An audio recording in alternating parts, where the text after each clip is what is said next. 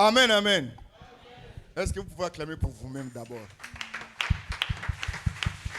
Maintenant, nous allons acclamer pour le Shiloh, celui qui nous a réunis en ce lieu. Amen, amen, amen, amen, amen. Merci d'acclamer pour moi.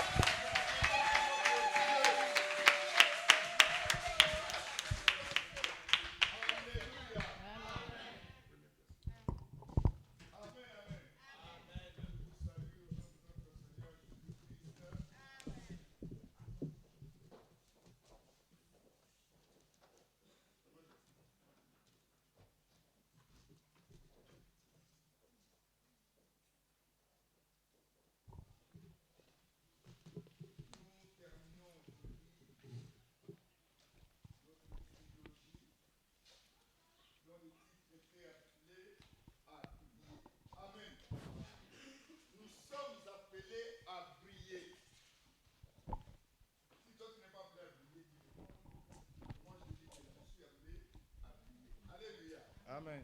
Aujourd'hui, nous avons comme souris, laissez-nous croître ensemble. Alléluia. Alléluia. Prenons rapidement nos Bibles, nous allons lire dans le livre de Matthieu, là où nous avons lu la dernière fois. Matthieu, chapitre 13, 24 à 30.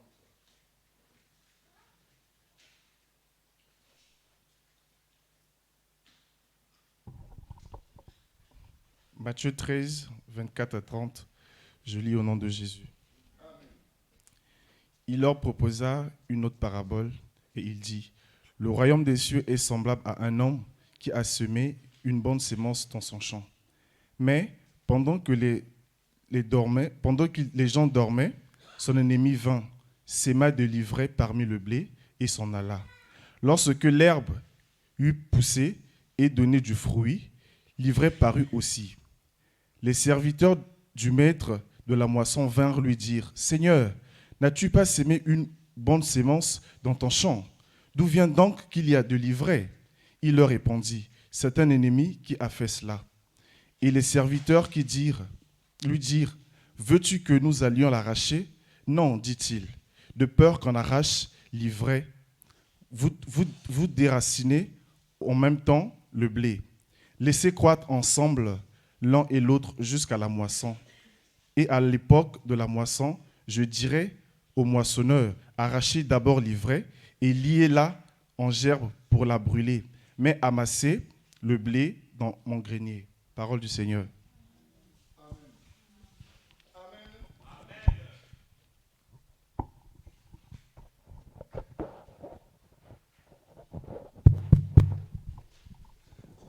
Que Dieu bénisse sa parole. Que Dieu ajoute aussi une explication à sa parole. Nous allons prier. Père Céleste, nous te disons encore merci. Merci Seigneur parce qu'aujourd'hui encore, Père, nous sommes venus à toi pour que tu puisses encore nous parler. Ta parole est la nourriture de nos âmes, Père. Viens encore nous réconforter ce matin. Combien de cœurs sont brisés, combien de cœurs sont meurtris, combien de cœurs qui sont dans des douleurs, dans la souffrance, Père. Réconforte-les ce matin, Seigneur, par ta parole. Bénis-la, Seigneur, dans le cœur de mon frère et dans le cœur de ma sœur. Afin que, Père, que cette parole que nous recevrons aujourd'hui, que nous puissions la mettre en pratique. Et lorsque toi tu parles, Père, et que ton esprit vient, ô Dieu, tu balayes tout. Et ta parole reste dans nos cœurs.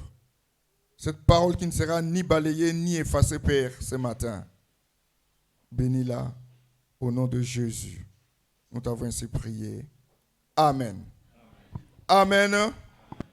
Bien-aimés, pendant que les autres, il est presque midi, il y a plusieurs personnes qui sont allées dans des fêtes. Ils se réveillent là. Ils vont se mettre à table. Les autres ne sont même pas allés dans la fête, mais ils n'aiment pas venir à l'église, tout simplement. Alléluia. Mais là, ils vont manger. Moi et l'Assemblée, nous leur souhaitons bon appétit. Alléluia. Mais moi, je souhaite bon appétit pour la nourriture que nous allons consommer ce matin. Ah, Il n'y a pas d'amen.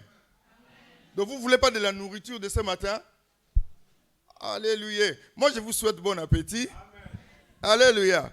Bien-aimés, nous avions vu la fois dernière dans Matthieu 13, 24 à 30, qu'il y avait tellement d'enseignements, nous en avions tiré plusieurs.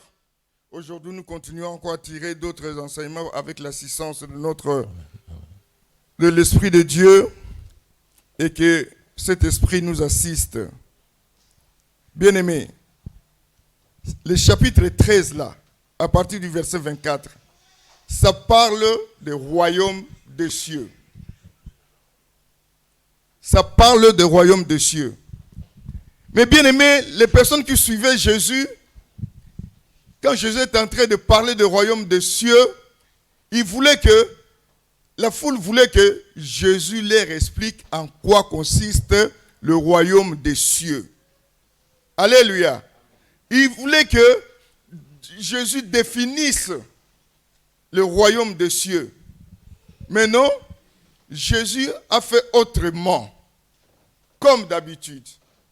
Au lieu de donner des définitions, d'expliquer à quoi consiste le royaume des cieux, il a commencé à parler en parabole. Il a dit, pour les amoureux de la Bible, il y a 6 paraboles qui se suivent là. À chaque fois, Jésus commence la parabole en disant, le royaume des cieux est comparable à. Alléluia. Il est comparable à.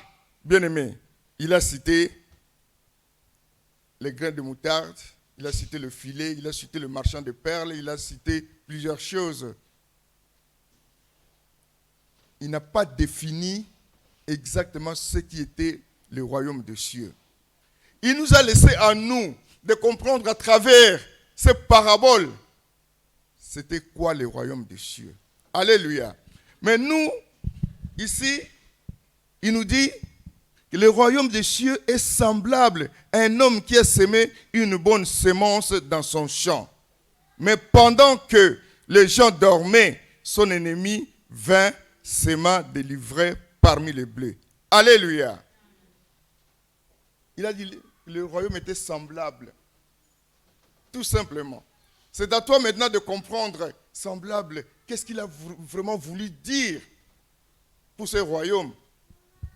Mais aujourd'hui, la semaine dernière, nous avions vu tout cela. Nous avions tiré plusieurs enseignements. Aujourd'hui, nous allons continuer dans ces mêmes registres. Bien-aimés, la récolte de ce monsieur est compromise. Elle est compromise pourquoi? Parce qu'il y a quelqu'un qui est venu s'aimer des livrets pendant que les autres dormaient. Ce qui est bien dans cette histoire, cet homme-là, il a écourté son sommeil pour aller faire du mal. Alléluia. Je parie même qu'il avait mis son réveil pour ne pas rater l'occasion d'aller faire du mal. Il est allé pendant que les autres dormaient. Bien-aimés, la Bible était claire. Et celui qui a sémé, il avait semé de la bonne semence.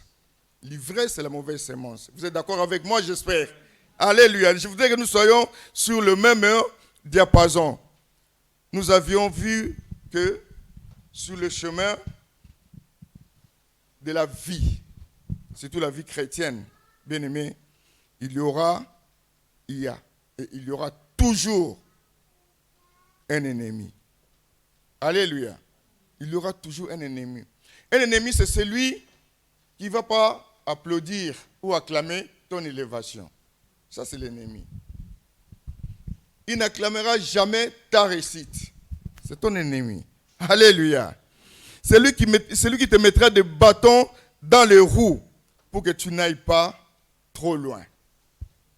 C'est celui qui va contrecarrer tes plans, tes projets bien-aimés. Toi, tu as des projets tout à fait positifs. Lui, il en a des négatifs pour toi. Alléluia. C'est celui qui ne te porte pas dans son cœur. Il va même s'investir lourdement, gravement, pour que toi, tu ne réussisses pas. Ça, c'est ton ennemi. Tu as des objectifs bien-aimés. Tu as des rêves. Mais lui, il viendra empêcher que ces rêves-là se concrétisent, se réalisent. Alléluia. Mais l'insistance de l'ennemi dans ces versets-là nous montre combien le maître avait semé la bonne semence. Le fait qu'on insiste beaucoup sur l'ennemi, c'est que le maître avait semé la bonne semence. Je ne sais pas si je parle à quelqu'un ce matin. Mais le gros de cet enseignement était tout simplement la réponse du maître qui avait dit « N'arrachez pas l'ivraie, laissez-les croître ensemble ». Aujourd'hui, nous allons essayer d'expliquer encore « Laissons-nous croître ensemble ». Alléluia. L'ennemi sera toujours là. Le mal, il sera toujours là. Le péché, il sera toujours là. Des douleurs, des souffrances, ça sera toujours là. Mais le bien existera toujours. Alléluia. Alors, laissez-nous croître ensemble. Bien-aimés, au départ, on ne pouvait même pas distinguer, bien-aimés, entre l'ivraie et le blé. La Bible déclare que les serviteurs ne pouvaient à eux seuls distinguer l'ivraie et le blé. Mais il y a que deux personnes, alléluia, qui savaient distinguer dès le départ. Et les deux personnes détiennent les deux royaumes. Alléluia. Jésus, c'est le blé dès le départ. Même s'il y avait l'ivraie à côté. Alléluia. Satan dans son royaume, il sait aussi. Dès le départ, l'ivraie et le blé. Alléluia. Il n'y a que nous qui n'arrivons pas à distinguer. Il fallait que l'ivraie et le blé grandissent pour que nous puissions voir. Mais les deux, ils ont déjà vu ça dès le départ. Alléluia. Amen. Je ne sais pas si je parle à quelqu'un. Amen. Jésus connaît le sol et le blé. Il connaît son sol, il connaît aussi le blé qu'il va planter. Alléluia. Satan, il connaît le sol, il connaît aussi le blé qu'il va planter. Il connaît aussi la doctrine qu'il va donner. Alléluia. Je ne sais pas si je parle à quelqu'un. Est-ce qu'il y a quelqu'un qui me suit là? Amen. Je vous dis que nous là, les serviteurs, nous ne savions pas distinguer dès le départ. Mais Jésus et Satan, ils savaient distinguer les deux.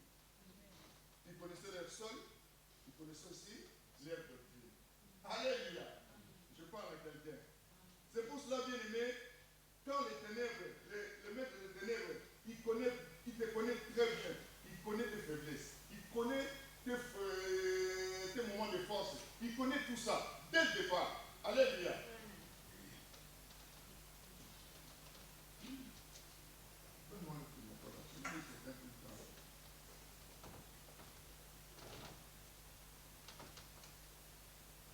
Alléluia. Ah, voilà. Au moins, il y a un bon micro. C'est pour cela, bien aimé. Je vais juste ouvrir une parenthèse. Ne vous inquiétez pas, ça ne va pas vous coûter cher. Même pas un sou de plus. Ça fait partie du lot de la prédication. Alléluia. Donc, ça ne va pas vous coûter cher, la parenthèse. La personne qu'on appelle croyant. Alléluia. Pourquoi on l'appelle croyant? Parce qu'il croit. Alléluia. Nous sommes beaucoup dans une erreur de dire que les croyants, c'est tout simplement les chrétiens. Alléluia. Les croyants, c'est celui qui croit en Dieu. Non. Même au diable, il a ses croyants. Il a ses croyants. Croyant, c'est celui qui croit. Et je vais vous dire que dans la croyance, quand on regarde même dans la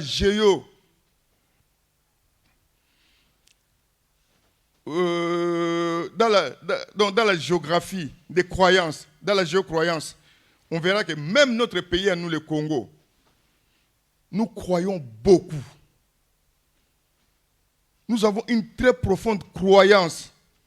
La preuve, toutes les religions du monde se trouvent dans notre pays. Il y a des Mormons, il y a des Wei, des Maïkari, des musulmans, des chrétiens, tout, des Bima, toutes les religions du monde, les témoins de Jéhovah, tout se trouve dans notre pays. Pourquoi? Parce que croyance parlant, c'est dans ce pays-là où il y a beaucoup de croyances. On croit beaucoup. Alléluia.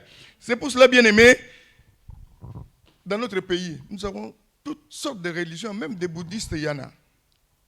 Des mormons, il y en a. Il y a toutes les religions. Mais quand tu vas dans d'autres pays, il n'y a qu'une telle religion, il n'y en a pas plusieurs. Peut-être qu'on les a imposées. Peut-être qu'il n'y a pas assez de croyances. Mais dans notre pays, il y a beaucoup, beaucoup de croyances. Alors les croyants, ils croient à tout ce qu'on lui dit.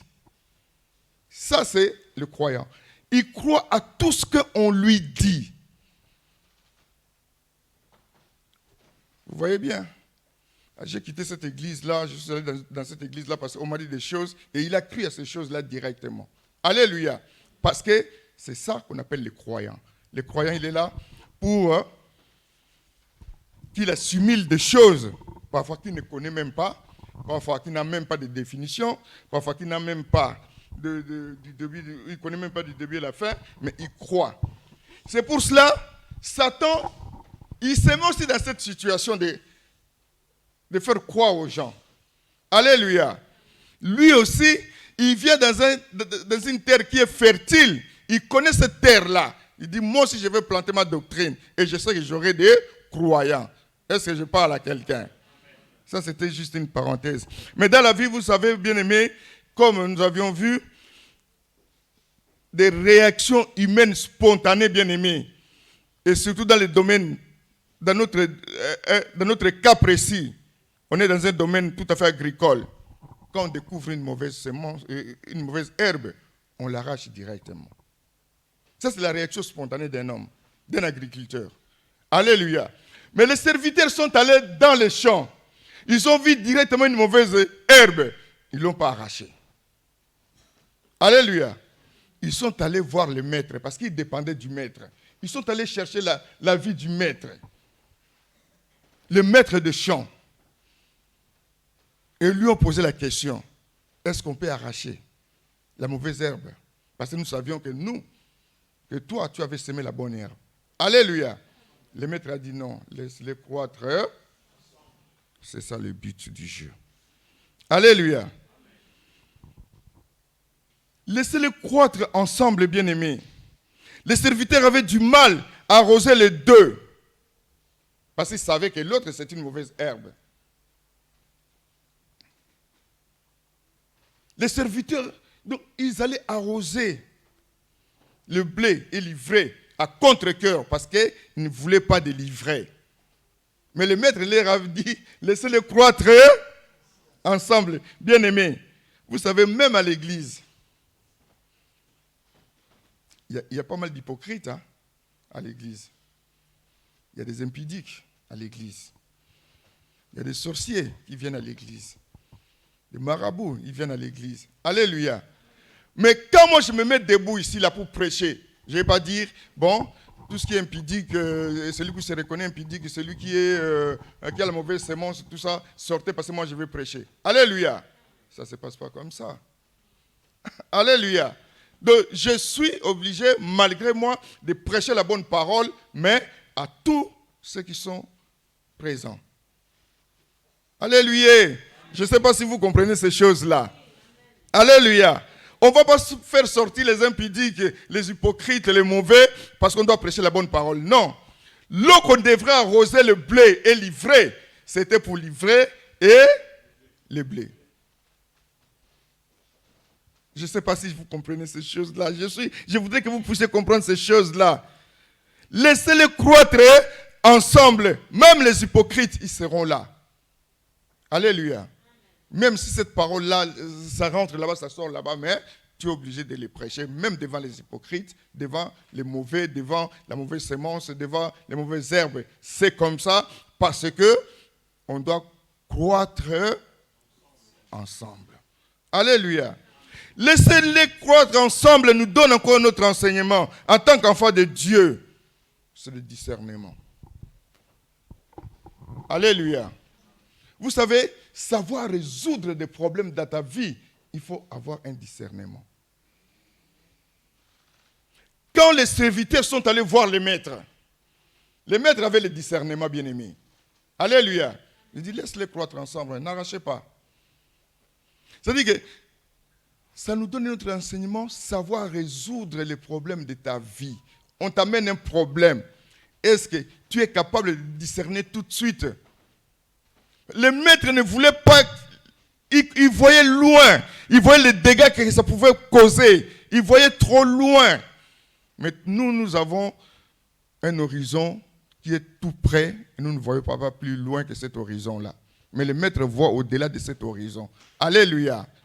Savoir avoir les discernements, savoir discerner les problèmes qui se présentent devant toi, savoir les résoudre. Alléluia.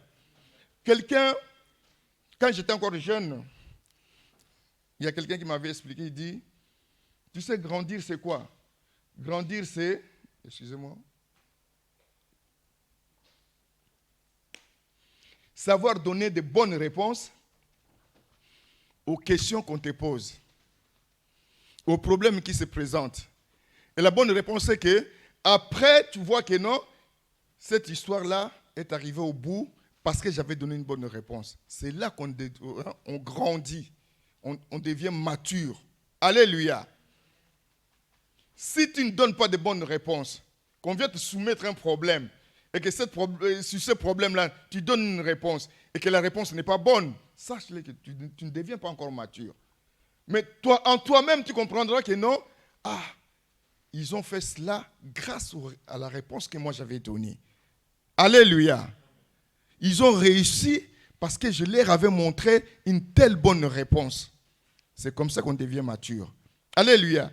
Alors le maître dit au serviteur, fais attention, n'arrachez pas. Parce que lui, il avait déjà discerné les choses. C'est lui qui discerne, c'est celui qui a l'Esprit de Dieu. Alléluia. Si tu n'as pas l'Esprit de Dieu, tu n'arriveras pas à discerner les choses. Tu donneras sûrement des réponses et des solutions qui seront erronées. Parce que tu n'as pas l'Esprit qui t'accompagne. Il faudrait que cet Esprit de Dieu t'accompagne. Devant un problème, tu donnes la réponse. Devant un problème, tu soulèves comment est-ce qu'on va se positionner. Et que ton positionnement montre à suffisance combien est-ce que l'Esprit de Dieu t'accompagne dans des situations parfois difficiles et compliquées. Alléluia. Alléluia. Laissez-les croître ensemble nous donne encore une autre leçon. Et ça, c'est la leçon la plus importante. C'est la patience. L'homme qui dit laisse-les croître ensemble, il y aura un temps pour que les blés et l'ivraie mûrissent. Alléluia. Mais lui, il est patient. C'est que parfois les ouvriers ne l'étaient pas. Les ouvriers n'étaient pas patients parce qu'ils voulaient juste arracher tout de suite. Mais le maître, il est patient de tout. Imaginons-vous tout le temps que lui, il va supporter l'ivraie à côté du blé. Ça ne grandit pas le même jour. Ça prend du temps. Alléluia. Imagine-toi combien de temps Dieu est en train de te supporter. Alléluia. Il est patient sur toi. Toi qui ne marches pas bien. Toi qui es toujours dans le péché. Toi qui as pris le péché comme ton partage de tous les jours. Alléluia. Mais Dieu est en train de te supporter, bien-aimé. La patience. La patience. Laissez-les croître ensemble. Nous donne une leçon de patience, bien-aimé. Le maître attendra que le blé arrive à la maturité.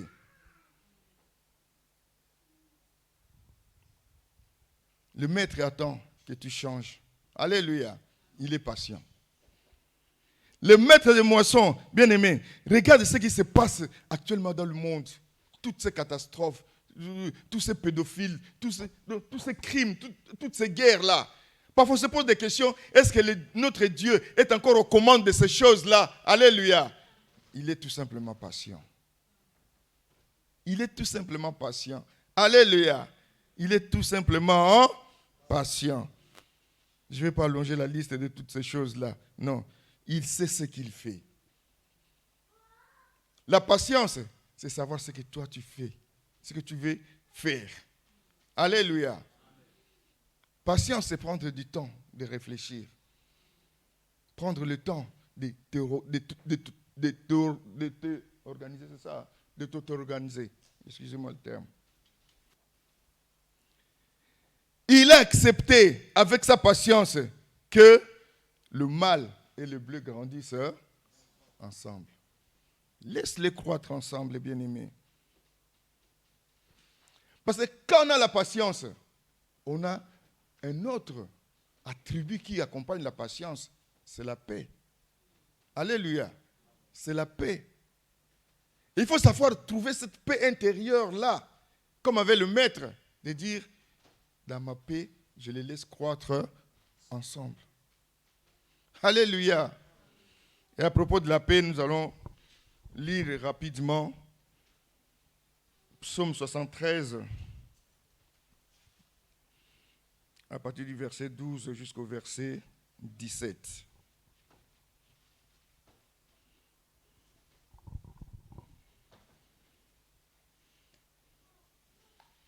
La patience t'amène une paix.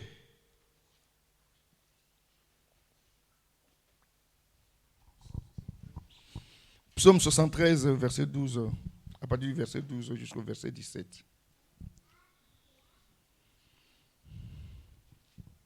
Psaume 73, verset 12 jusqu'à 17. Je lis au nom de Jésus. Amen. Ainsi sont les méchants, toujours heureux, ils accroissent leur richesse. C'est donc en vain que j'ai purifié mon cœur et que j'ai lavé mes mains dans l'innocence. Chaque jour je suis frappé, tous les matins mon châtiment est là. Si je disais, je veux parler comme eux, voici je trahirais la race des enfants, de tes enfants. Quand j'ai réfléchi là-dessus pour m'éclairer, la difficulté fut grande à mes yeux, jusqu'à ce que j'eusse pénétré dans les sanctuaires de Dieu et que j'eusse pris garde au sort final des méchants. Amen. Acclamons la parole de Dieu.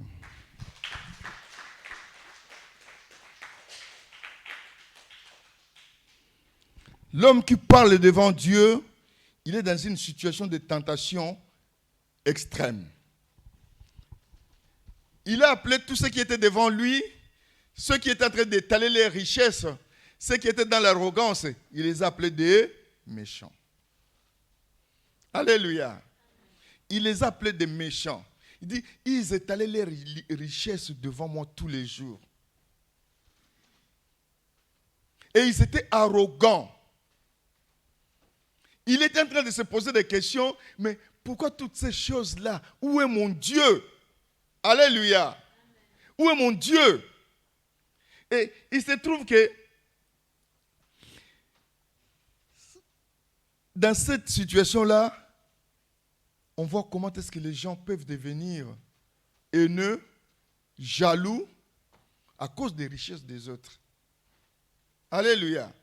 À cause des richesses des autres, tu peux manquer de paix. Et qu'on sent que kimia. Alléluia. Et qu'on sent que kimia makambwana, ba richesse batum susumo na kangobo, toi tu n'en as pas. Il a manqué de paix, cet homme-là. Voilà pourquoi on peut commencer à méditer de mauvaises choses, de mauvaises pensées. C'est comme ça qu'on va consulter des marabouts, des féticheurs. Alléluia. Fais gaffe, il y a une ligne. Il y a une ligne qu'on ne peut pas franchir. Alléluia. Il y a une séparation, bien-aimé. Il était là en train de voir, il dit, mais comment est-ce que moi je peux être frappé tout le matin? Il se réveille le matin, il y a un riche qui est en face de lui, il a une grosse voiture, il a tout ceci, il y a ses enfants qui vont dans des bonnes écoles et tout, bien habillés, lui il n'en a pas. Alléluia. Demain il se réveille, ils sont en train de manger à l'air libre chez eux, lui il n'en a pas. Alléluia. Il dit, j'ai eu de... En tout cas, c'est très profond. Quelque part, il dit, lorsque mon cœur... Non, c'est pas là. Il dit, j'étais dans la difficulté fut grande à mes yeux. Donc, il avait des problèmes de voir tout cela tous les jours. Alléluia. Mais la Bible dit en tant qu'enfant de Dieu, il dit, je ne veux pas parler comme eux, sinon je trahirai ma race. Alléluia. Il dit, moi je suis éclairé, je suis un enfant de la lumière. Je ne peux pas devenir comme eux, sinon je vais trahir tous les autres enfants de la lumière. Alléluia. C'est-à-dire que quand tu quittes la lumière de Dieu, que tu rentres dans les ténèbres, c'est une trahison, bien-aimé. C'est une trahison. Il dit non, je ne parlerai pas comme eux, je ne vivrai pas comme eux, sinon je trahirai la race de tes enfants. C'est-à-dire que les enfants de la lumière. Alléluia. Il dit, je vais le trahir. Alors pour ne pas le trahir, pour que je cherche une paix intérieure, je vais dans le sanctuaire de... Vous qui laissez toujours vos enfants dans la maison, faites attention. Amenez-les dans le sanctuaire de Dieu. Ils comprendront des choses. Alléluia. La Bible dit que quand il a fait un pas dans le sanctuaire de Dieu, il est entré dans le temple. C'est là que l'Esprit de Dieu lui a révélé des choses. L'Esprit de Dieu lui a montré les sorts des méchants. Alléluia. Il dit, il a eu une paix intérieure. Les sorts des méchants, on ne parle pas de l'enfer, on parle du jugement. Ça, c'est le sort des méchants. Alléluia. Les méchants, ils seront jugés. Donc, il a compris et Dieu lui a révélé qu'il y a une séparation. Laissez-les croître ensemble, bien-aimés. Ils étaient ensemble, en train de croître. Lui, d'un côté, les autres, les méchants, de l'autre côté. Il les voyait tous les jours, mais il y avait une séparation, bien-aimés. Dieu les avait déjà séparés.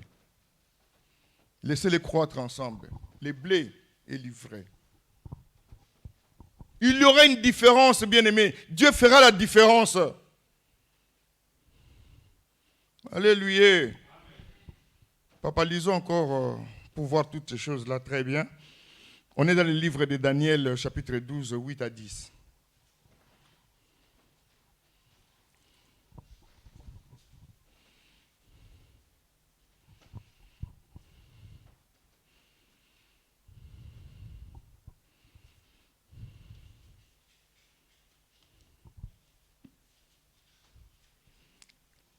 Nous avons besoin d'avoir une vie chrétienne abondante. Mais pour avoir cette vie chrétienne abondante, il faut comprendre ces choses-là dans sa profondeur.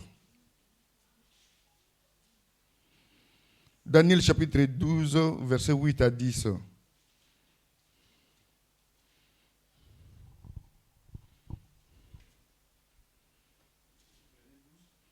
Oui, 12. 8 à 10.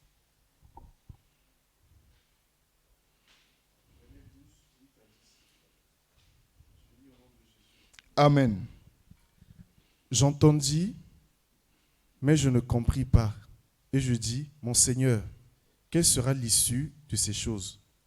Il répondit, va, Daniel, car ces paroles seront tenues secrètes et scellées jusqu'au temps de la fin. Plusieurs seront purifiés, blanchis et épurés. Les méchants feront le mal et aucun des méchants ne comprendra. Mais ceux qui auront de l'intelligence comprendront. Depuis le temps où c'est... Non, c'est bon, c'est bon. On acclame la parole de Dieu.